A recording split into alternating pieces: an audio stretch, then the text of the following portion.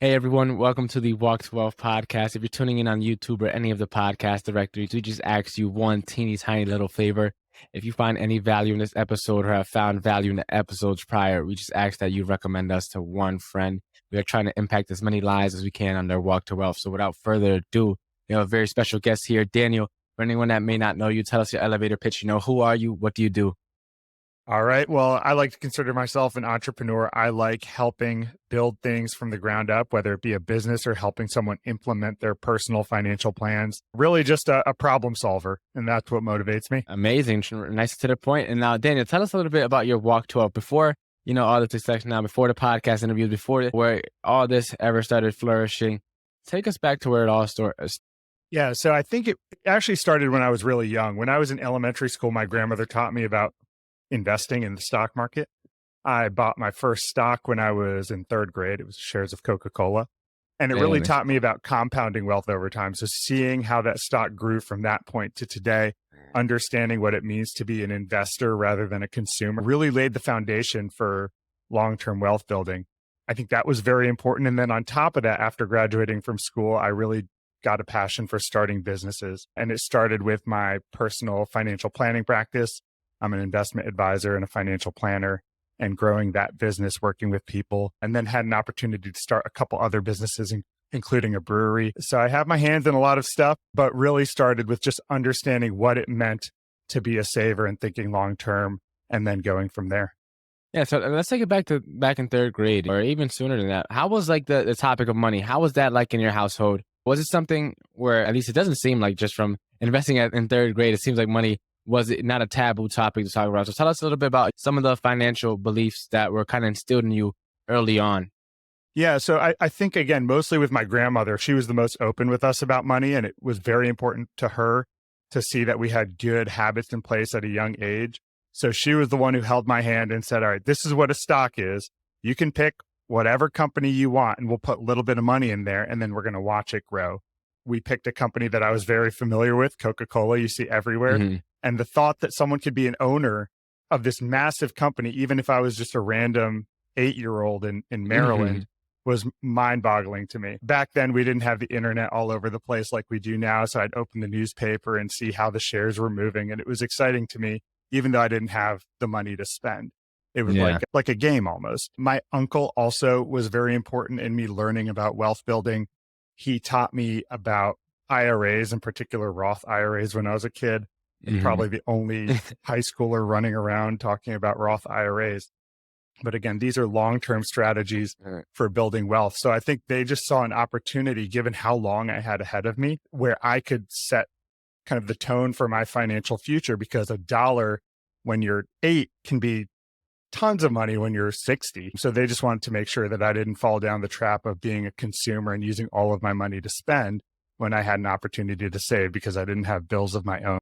And so let me ask you now, because I'm a little curious, how was that like being financially literate that early on in age? Because that's, a lot of people in that age are very lost, still finding themselves trying to fit in, especially in high school. I feel like college, you start to find your own lane a little bit more, but high school, it's like fitting in is probably like at the top of a lot of people's priority list. And then money, at least money in ways that aren't sexy, right?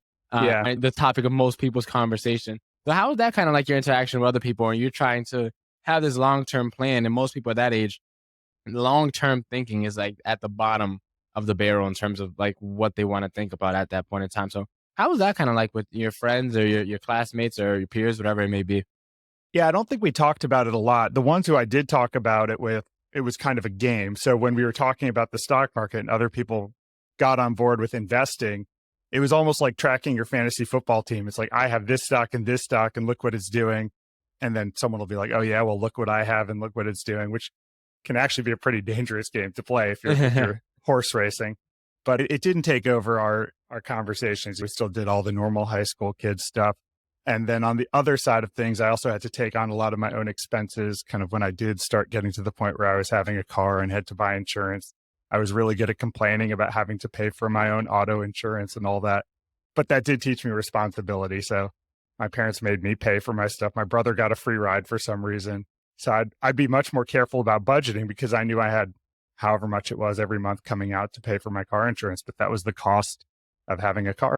Yeah. And so then let me ask you then, how does one then begin to kind of get that long-term mindset, no matter what age they may be? How does one start thinking long-term? Because most people, we think in linearly.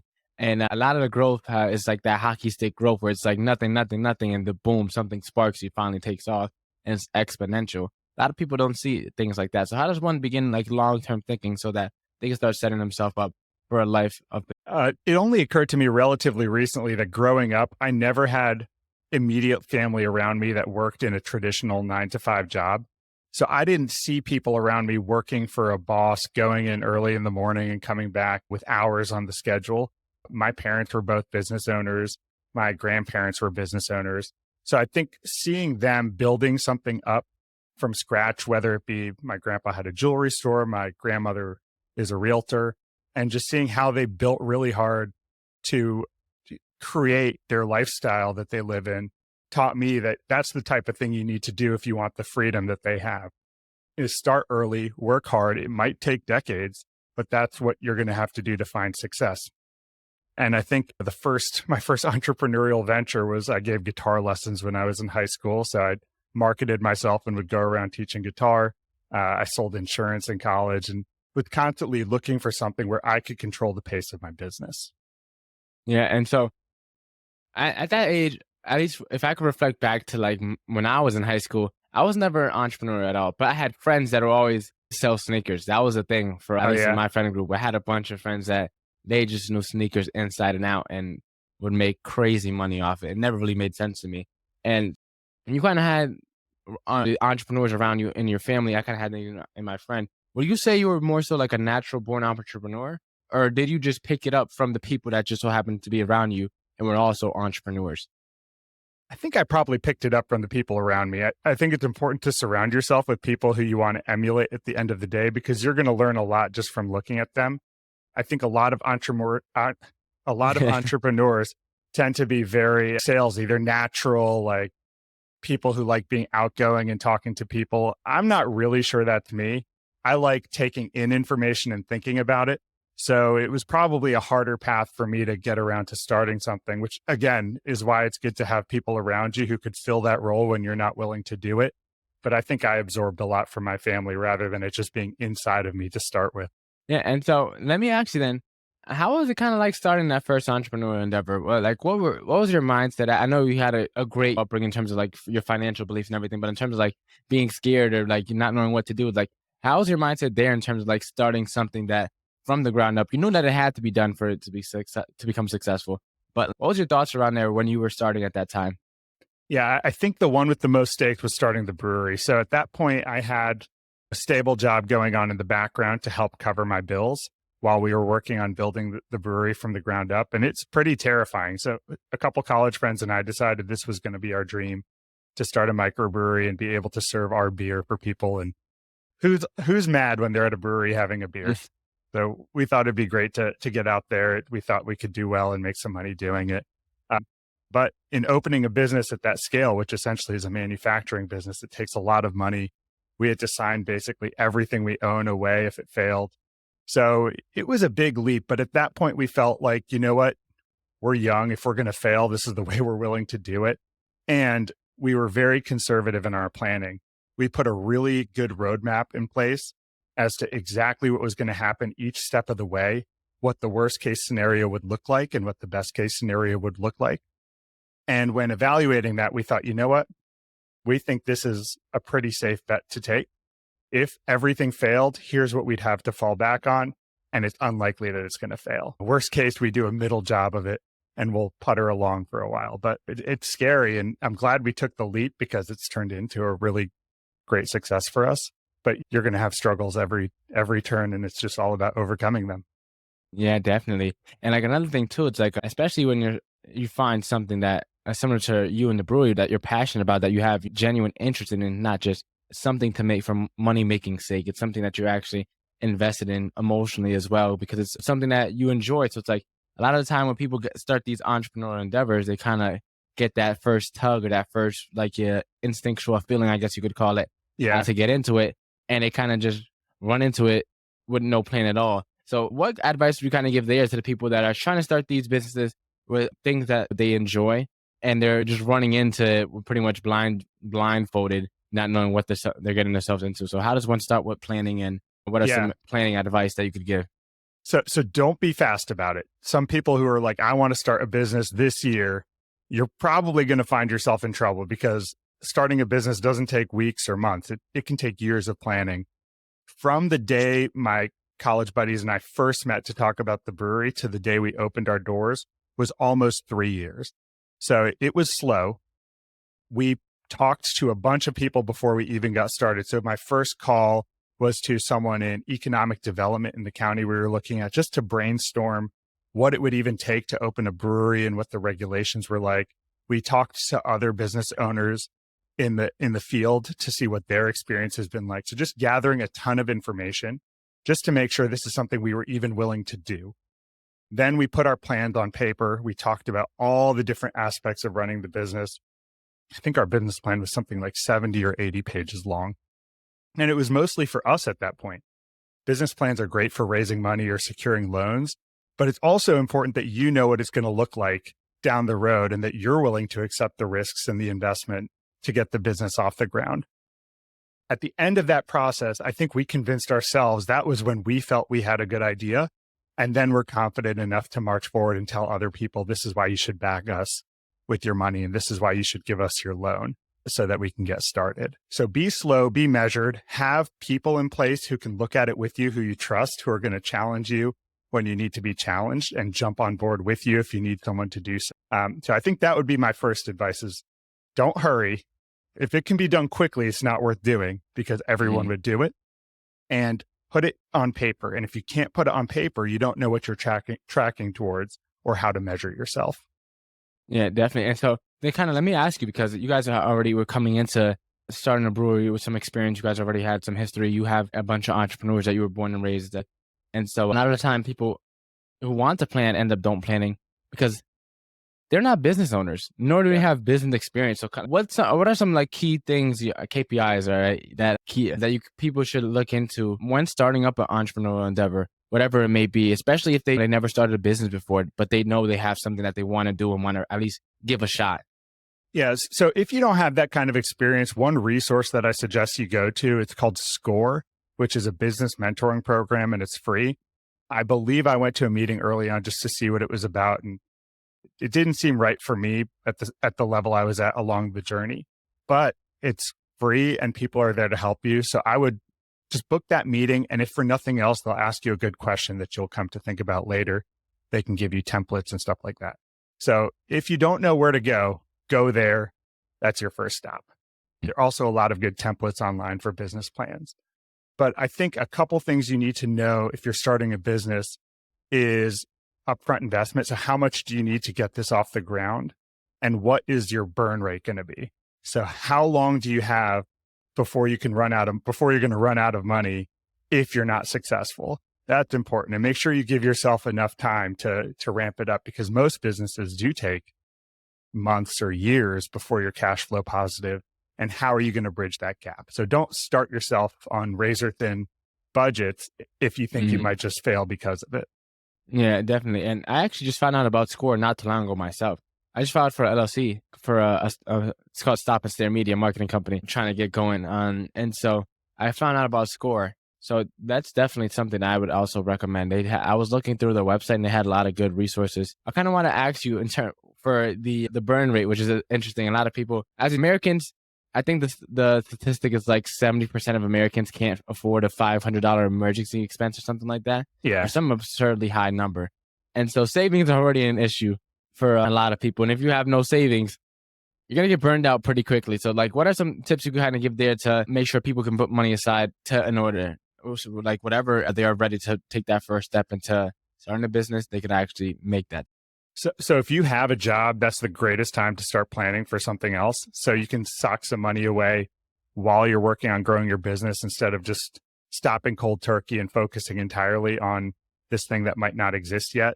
Some people may advise the opposite direction, because the hungrier you are, maybe you're going to be more quick about getting off the ground. I think having something to fall back on while you're planning is critical, because I think you're more likely to succeed if you're not desperate. You'll give it the time that it deserves to get it off the ground. And today there's so many ways to have side hustles in place where you can get money coming in while you're planning, that hopefully that's not an obstacle. Like if you don't have a full-time job, you can always drive Uber or run DoorDash or something and pick up some dollars just to stock away, to have something to fall back on.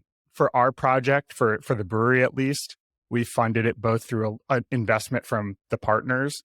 We also raised money from friends and family. So if you have a great business plan and you feel good enough to take money from people you love, maybe they'll chip in as well. And there are SBA programs in place that can help finance you. So for the SBA, for us, they wanted to see at least 30% equity for your project, and they would lend you the remaining 70%. So that's what we did to kind of get the full capital we needed to get off the ground. Yeah. Okay. That makes sense. And so with the SBA thing, can you explain that a little bit more? Because that's something that's new to me as well. So like, how does that kind of work? Yeah. So the SBA is a small business administration. They help underwrite loans for startups where otherwise it's very hard to get financing for a startup business because you have no history to show. Many big banks and community banks can underwrite loans for the SBA or issue the loans for the SBA. So we actually went to some big banks in our area, all who weren't willing to lend to us, before going to a community bank who, I don't know how, they actually said no to us, but then I came in and talked to them about why I didn't think it was a risky loan to make. They actually put a newspaper article in front of me of a brewery that had just failed and closed their doors. And they're like, this looks pretty risky. And then I took all my papers and I was like, all right, here's what's going to happen if we fail. My house is on the line. Our 401ks are on the line. You're going to get your money back 10 times over before you're left holding the bag. And somehow it worked and they said, okay. And it's been really good for both of us since then. But yeah, there are a couple different SBA programs with which you can get lending. So that's probably the way to go if you're a small business looking for financing. And that's amazing advice. And so then let me ask you, whether it's pitching a person for an SBA loan or pitching friends and family, what are some tips and tricks you would give there to, especially if you're not someone that's comfortable, one, maybe just talking to people in general, but two, maybe talking to people about money. So what are some tips you would kind of give there so that we can feel comfortable, especially if we know we have something good? It's always hard for a lot of people. It's hard to articulate that in a way that is convincing enough for someone else to buy into their dreams and stuff like that. And a lot of times they have good ideas, but they can't explain it well. So what advice would you give there? Yeah, I mean, if you're BSing someone, they'll see right through you. But if you really believe in the product and the company, hopefully they can see and feel that energy coming from you. And nothing tells that more than just how much you personally have at stake. So if you are feeding all of your energy and resources into something, they'll feel that. Like, you wouldn't do that if you didn't think that you had a garbage business, right? You're hopefully growing something that you're excited about and committing your future to. And I think people can feed off of that energy. Also being prepared. So having that business plan to give someone or having a very thought out proposal is critical because they can see that you invested the time to put that together as well, instead of just showing up and saying, hey, I've decided I'm starting this app. Do you want to invest in it? Like, no, everyone has an app. Why do I want to invest in your app? So putting the time in, being a professional about it, looking at the risks and opportunities that someone may face. And then also in raising money from friends and families, we tried to put a structure in place that was very fair to them, instead of trying to structure something that was going to be like owner favored, like that would put us in the strongest position and maybe be okay for the investor. We wanted to make sure that if we were on the other side of the table, we would feel like we were getting a very sweet deal by investing in someone at such an early stage as well. So rather than trying to find out what's the most we can squeeze out of someone for the least amount, what's a point where we feel like everyone is getting a fair deal and they feel vested in us and we're happy to have their money to help grow the company. And that's amazing. And so I know when you started the brewery and you had a couple of your buddies from college, you said, right, to start it. Yeah. And so then let me ask you, because a lot of people, whether it's friends or family, but a lot of people tend to stray away from trying to mix the two. So what's your thoughts there? Obviously, you don't mind because you were able to get something successful with it. But like, what would you tell somebody that they have maybe a couple friends or two, or maybe a family member in mind? What they should they look out for? What things should they put in place so that things, even if they were to hit the fan, the friendship or the relationship still stays intact? Yeah, that's been challenging. Thankfully, we're all still very close and it's been productive and positive. But you should be selective. When you take money from someone, they are a partner with you. So make sure that you're taking money from someone who you're okay answering questions from, because they have a right to ask those questions and you have a responsibility to answer them. So just because you're offering ownership doesn't mean that you have to give it to someone. Pick people who you think are going to benefit you, who you're happy to have around.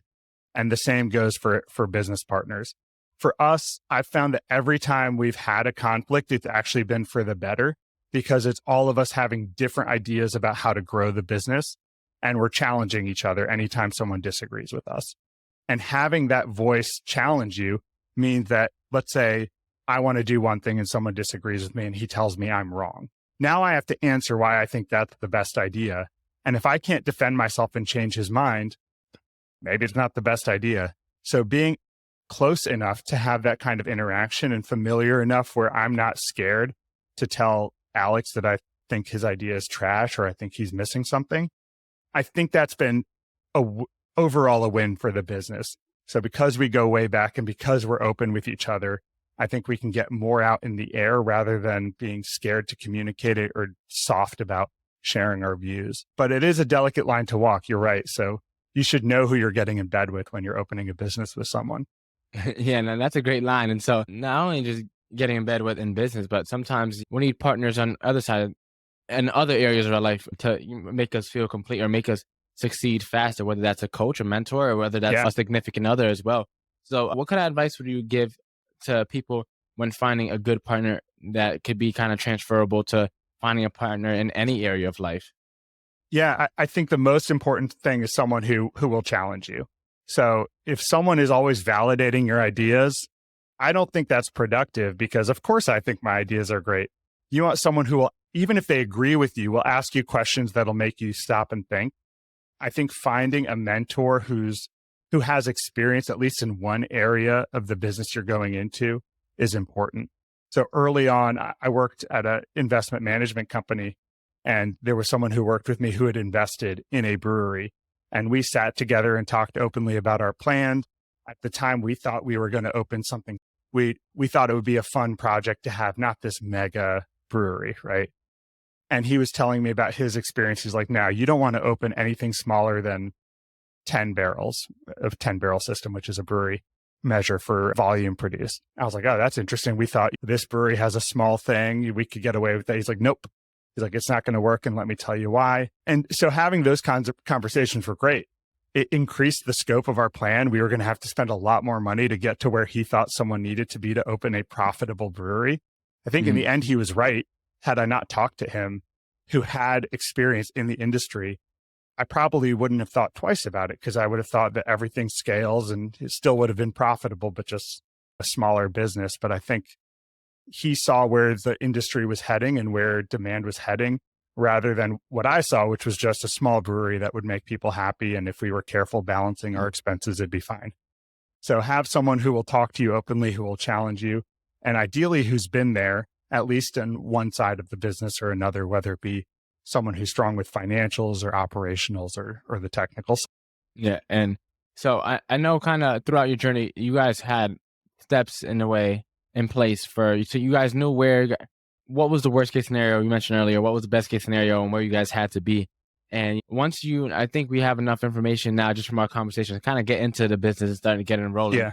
And so now that we're starting our business, how do we put baselines in place? Because as we've been kind of talking about, we get into these things that we're passionate about and want to start. And sometimes it's like that toxic relationship you can't break up with, right? That toxic person you can't break up with. It's not good for you.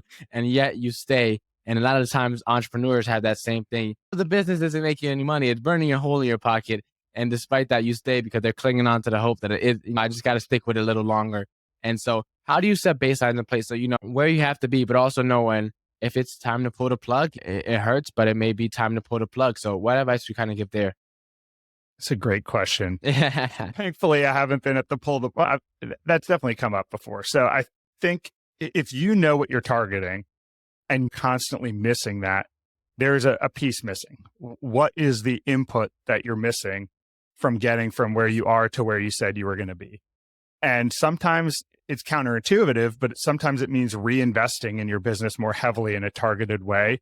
And you were unwilling to do it because you're You're feeling the pressure of lower revenue than you hope for, or lower cash flow than you hope for.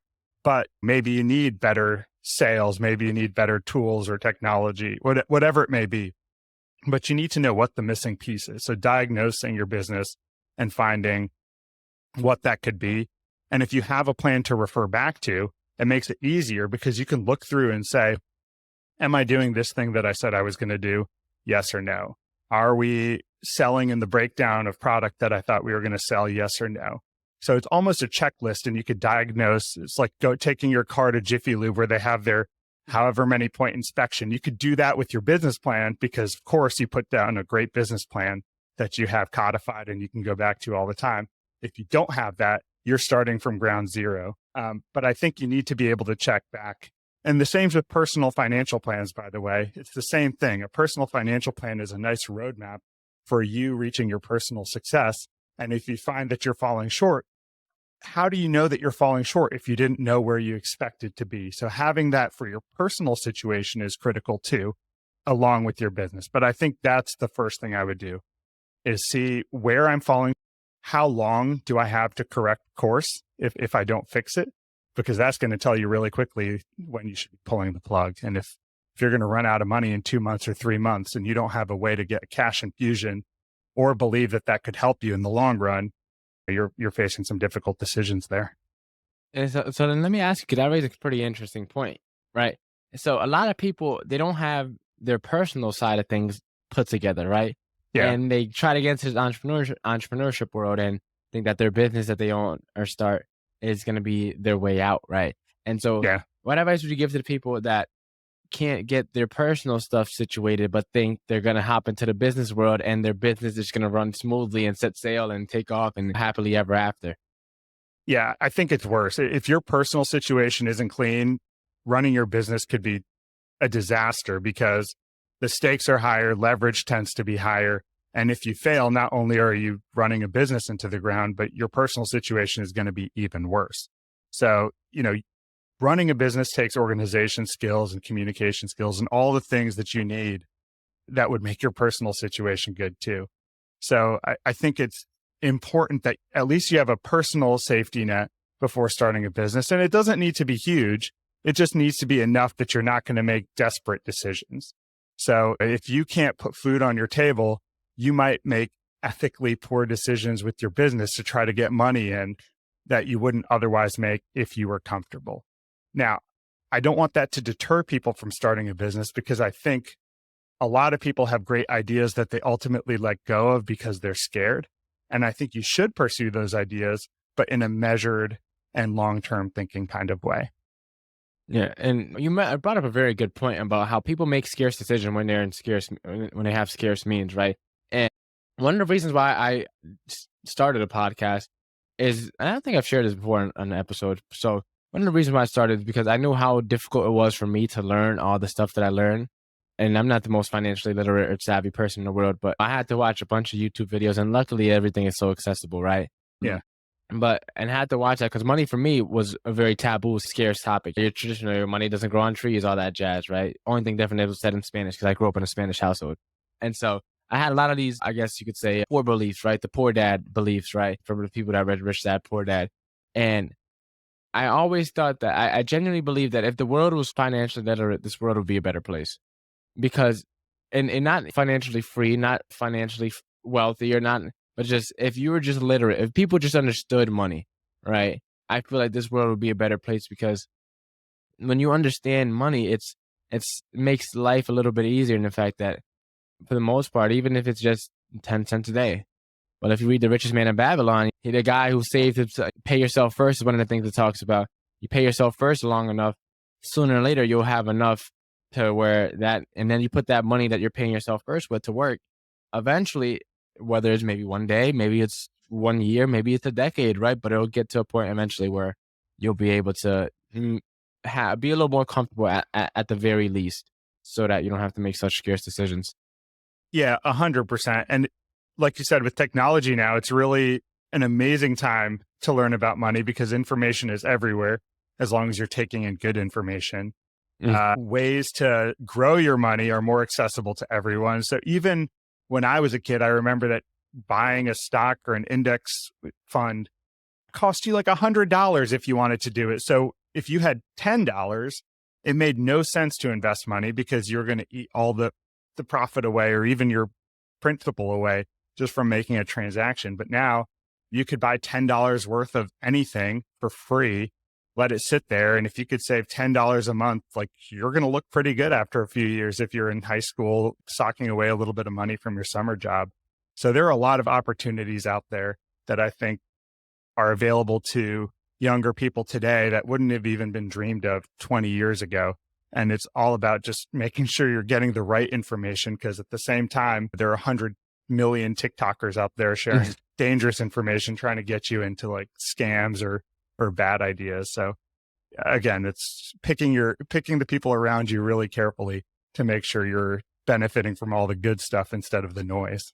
Yeah, no, it's funny that you mentioned. I had a guy that I met at one of the speaker schools that I went to. He actually reached out to me on IG. He sent me a video of this one guy who made a video about how he only put like 9,000 into a real estate deal or something like that. Or, yeah, I don't even think he specified how much he put in, but then he specified, yeah, he was like, oh, I made like 300,000 on this one deal or something like that.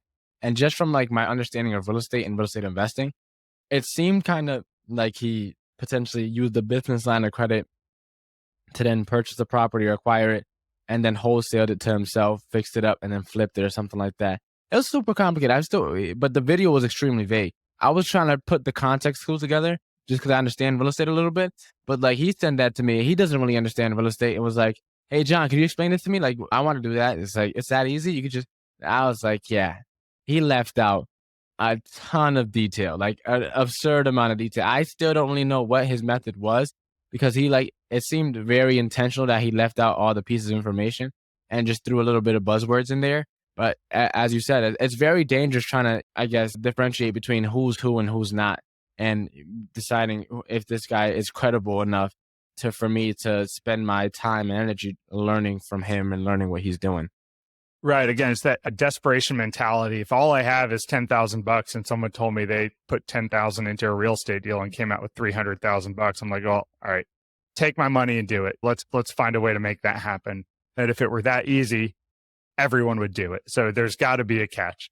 So I think the slow and measured thing is great for a lot of people. And then for the small fraction of folks who have that entrepreneurial, I think that's really the opportunity to get the kind of growth that you're talking about. Is you can build something from the ground up in an area where you see a need or a problem you can solve or a product you can create. And that's really where the excitement is. And again, I just want everyone to, if you have that spirit and have those ideas, you should feed them and nourish them. And again, just think about how to make that grow rather than be scared about it. And if you feel scared about making that happen, just surround yourself with people who can help you get there, because a fraction of something is better than all of nothing. So yeah, we all have different skills. And that's why I think our business has been so successful is we have 3 main partners, and then we brought in a bunch of other people who are very skilled in their own areas. Each of us look at things a different way. And when I'm slacking, the other 2 can carry their weight. And when one of them is slacking, the rest of us are able to prop it forward. So we're never at a standstill because all of us are vested in success. Yeah. And so you mentioned too that for those who have the entrepreneurial spirit, finding that product or service that fills that gap in the industry or the market. And so, no, what's some advice there? And take us a little bit through your thoughts, because I know you were passionate about the brewery, but were you guys at that time thinking like, hey, this is something that our city doesn't have? Or was it something like, hey, we just love doing this so much that we're willing to go out and try to make this happen? Yeah, it was a little bit of both. It was passion meeting opportunity. So we loved going to local breweries, and my partner Earl had been home brewing forever. And we just liked the community and culture that was present at a local brewery. It's happy, you're chatting, you're making friends over there. And I think that's the world we want for ourselves and for the future. So we knew that one day we wanted to do that. At the same time, we're in Maryland.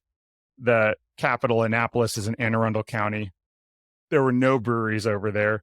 And the whole microbrewery scene was still kind of up and coming in the area.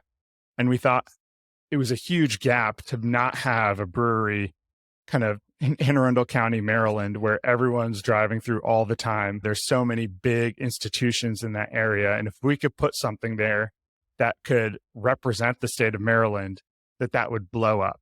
So we thought that should be our roadmap, is let's put a brewery smack dab in the middle of Maryland, near the capital. And we're all Marylanders too. What's more Maryland than the Chesapeake Bay and Annapolis and crabs? So we saw a great opportunity to go along with our passion for the project. Yeah. And so what are some kind of things that you could, I guess for a brewery, location, one of the big parts, but like in general, what are some things people should look out for when they're trying to find that diamond in the rough? I guess you could say that next opportunity. What are some things people should be wary of or look out for so that they see it can stay ahead of the curve and see like, hey, I know this is going to be good in like a year or so. It may not be good now, but I know if I do this by the time I'm all set, it'll be there, instead of waiting behind and playing from behind to say, oh, I knew I should have started that idea, but I waited on it. Yeah, I like to approach things with a glass half empty mentality, even though that might seem odd given the way I'm talking. And so I was thinking, why are there no breweries here? If something is such a great idea, there's so many people, someone would have seen that opportunity and taken advantage of it. So why is it the case that there doesn't happen to be a brewery here, or a business in this space, or whatever it may be, depending on the industry that you're interested in? And find out the answer to that. So for us, it turned out first that until relatively recently, you couldn't have a brewery that served beer to people on site. And that's where the margin was for us, is if you bought beer on site, we made a lot more money than if I had to ship it to a beer and wine store and you bought it from there. Mm-hmm. So the economics were different in the past. That law had changed. All right, good for us. We can now do what we were hoping to do. Next, a lot of the politicians didn't like the idea of a brewery in their district because they didn't know that breweries meant community, and they thought bar. This is going to be a problem for our community. So they stopped a lot of progress in that area. All right, not so good for us, but we know that's the problem now. So we can talk to the politicians before we sign a lease and make sure they're not going to stalwart us as we're investing to grow this thing. And then zoning. There were not a lot of places where we thought that a brewery could be that would have actually allowed us to operate. So also good to know that problem, and let's limit our search to areas where it will happen. So we actually moved outside of Annapolis just a little bit in our search for a property to make sure that wasn't a factor anymore. We found more friendly elected officials who were excited for us to come and help grow their communities. But we had to know those were problems, and it saved us a lot of time. Because if we went digging in areas that would have ultimately kicked us out, we might have been out of money, but we certainly would have been out of time. So I would start with that, is what could prevent me from operating? Why haven't anyone else done this? Why hasn't anyone else done this yet? And then just start crossing off all the obstacles in your way and making sure you can overcome those. And the landscape is going to change. So that's the other thing. If you have the idea, just because someone wasn't able to succeed before, doesn't mean that factors haven't changed that would allow you to succeed, which is a timing thing. So maybe you're coming at the exact right time to make this work. And that's a really great opportunity to be a first mover.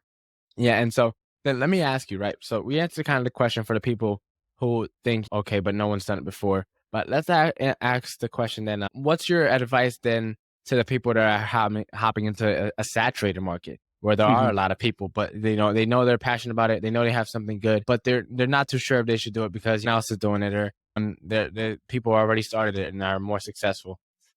Yeah, you have to know why. Like, why do you love doing this? Why would someone enjoy what you're doing? So in real estate, for example, everyone I know is in real estate. What differentiates this person from that person? And maybe it's just your approach to dealing with people. I think that's enough of a difference maker to work between one person and someone else's. Maybe your style meshes with my style better, even though you and another agent or broker might be equally qualified and talented. Maybe you have experience working in one field versus another. Maybe you work with distressed properties and someone else works with luxury properties. So just understanding what differentiates you from your competitors and being able to communicate that to people. Because if I don't know that I match better with you than someone else, it doesn't matter because I'm never going to find you. So just understanding how you're going to get yourself out there and stand out in a saturated when it would be easier for a consumer to just go to what they're familiar with. Yeah.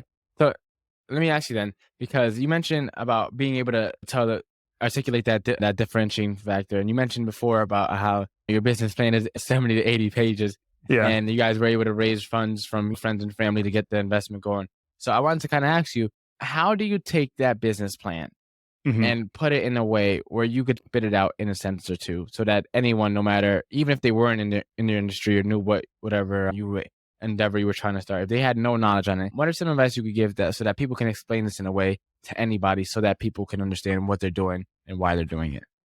Yeah. So the very beginning of our mission plan of our business plan was a mission which identified who we are and what we were doing. And that was a couple sentences. So like Crooked Crab Brewery sets out to proudly represent the state of Maryland by brewing beer that combines like the art and science of brewing, right? We want it to be exciting for people and also interesting and true to style. And we want to attract both beer connoisseurs as well as locals and make them feel at home at our brewery. And then we dove into all the stuff after that. So who are we targeting? What are we going to offer? And all those things. And I didn't do justice with our mission statement. It's unfortunately been a while since I've looked at it. But on the first page, the first line is a company mission statement. And I think that was the last thing we wrote, by the way. Even though it's the first thing on the page, we came back at the very end of the process to write that, because that's when we'd gone through the exercise of identifying who we are and how we're going to succeed and what challenges we'd have. And then we wrote the first page with all the summaries, which I thought was an interesting thing to go through. Yeah, no, definitely. It sounds like you guys definitely had the time to put a lot of time in as your brains a bunch before you guys finally came back around to it.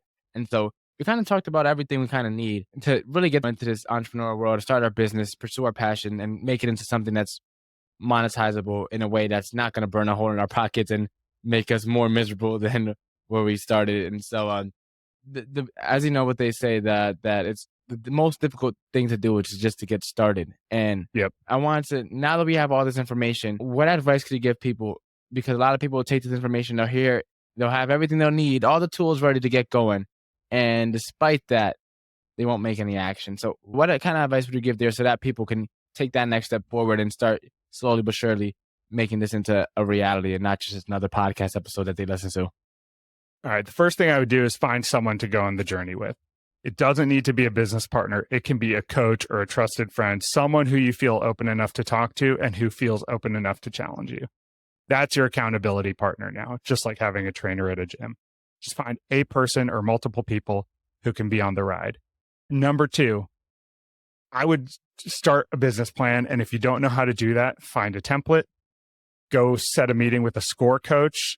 That's great as well. And then just write the business plan until you feel like you have explored all the different avenues that are available to you. There are no stakes, right? You could write a plan and never follow it, but you need to go through the exercise of what it would look like to be successful. And then just go for it. If you can write a plan and you feel good at the end of it, you should feel good that you've done your due diligence, and you should start executing that plan and start early. Don't wait, because if you wait, you're going to lose the passion. Life gets in the way. It's always easy to say you'll do something next year or a decade from now. We wanted to open this brewery in retirement, and we did it in our 20s. So if it's worth doing, it's worth doing now. I haven't heard that quote before. If it's worth doing, it's worth doing now. And so then let me ask you, right? A lot of people think that because they're young, right, that they have the time to wait. And as from someone who's a couple steps ahead on their journey in life, what kind of advice would you give to us in this younger generation so that we could take action now and make use of our youthfulness and our energy? Yeah, I think that's exactly it. While you're younger, you have the energy and the passion. The older you get, the more things are going to stand in your way that are going to make it harder. So if you have kids, imagine what's at risk now if you fail, and imagine the time you're going to spend away from your family trying to get something off the ground. If you wait, you have more resources to lose, right? If you start something and you're halfway through a corporate career and have started saving and working your way towards retirement, like, well, if I fail now, look at everything I've given up. Where if you're young, you have plenty of time to start over and rebuild. So I think while I understand the sentiment behind, let me do it later, I think in practice, it's more likely that you're never going to do it if you wait and you strike while the iron is hot and you have the end. and you don't have kids to worry about or large mortgage payments or liabilities and obligations. Yeah, and that's amazing advice. And Daniel, you've been giving amazing advice this entire conversation so far. I just wanted to know if anyone that needs more advice is interested in finding out more about you, where could we go to connect with you and find you? I host a weekly podcast with a co-host, Ross Anderson, called Check Your Balances. That's available on all major streaming platforms. If you want to check out my brewery, we're Crooked Crab Brewing Company in Odenton, Maryland. We distribute across the mid-Atlantic. And if you ever fly into BWI, we're a short drive from there, and we'd love to see you. Amazing, Daniel. Now it's time for our final four questions, the way we end every podcast episode. My favorite segment, question number one. What is the most impactful lesson that you've learned in life? Ooh, I don't know it's the most impactful, but I keep coming back to my dad ever since I was a kid, just told me don't do anything stupid. And every time people ask me about advice, that's all I think of. What is the most admirable trait that you could find in a person? Honesty. If you had to change someone's life with one book, which book would you recommend? My answer has changed recently. There's a book that came out a year or two ago called The Psychology of Money by Morgan Housel, and I think that is worth a read for everyone. It's not very technical, it's very behavioral, but The Psychology of Money by Morgan Housel, I think, is a must read. And what is the legacy that you're trying to leave behind? Ooh.